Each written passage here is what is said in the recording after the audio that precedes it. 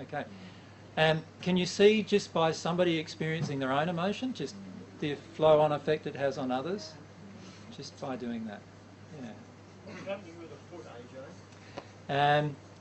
It's right foot, isn't it? Actually, it's my left. Sorry? No, it's my right, but I've now got an ankle problem in my left. So now it's the right and left. Yeah, it's my right heel, left ankle. Yeah.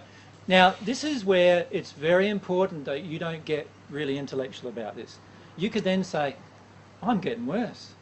I'm getting worse. What's this doing to me? This process that AJ's recommended is wrecking me. Like, I've never felt so bad in all my life, right? Yeah. A lot of times that's what we feel, right? Isn't it? Now, what's actually happening is there's emotions now flowing in you, and there are certain emotions you've been denying for all of your life that are still stuck.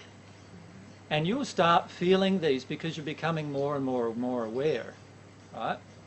And ankles, it depends where on your feet too, but different things to do with your feet are to do with momentum and movement and forward direction, and some of it's to do with physical direction, some of it's to do with spiritual direction, some of it's to do with how you direct yourself in regard to being a female or a male, and all of these different things. So we could go through all of the things technically, but does that help you at all?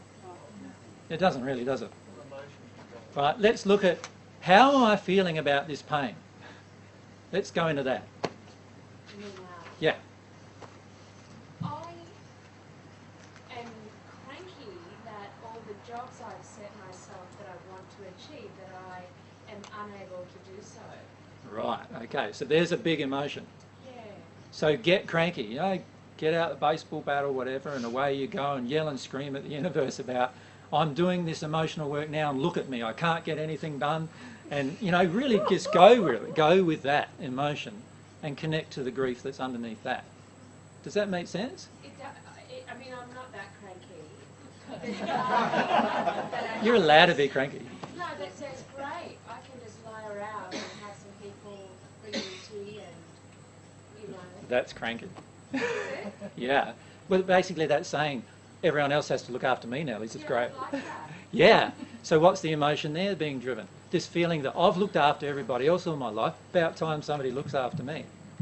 Can you see that? I can feel some swearing coming up, and Good. I was quite happy to hear that you can swear. I didn't think you'd swear. Oh, okay, no worries. Well, I do. So I. That's great. Haven't until recently, by the way. Yeah. Let yourself feel those emotions of rage coming up, right? Yeah. And a lot of this suppression that's happening in the body and the ankles and feet and legs, we often push things way, way, way down.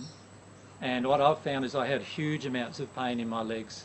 So much so that I could work out physically. So there was a time period in my life when I did weights and I worked out, my upper body went, you know, like big, and my legs stayed the same size they are now, quite small.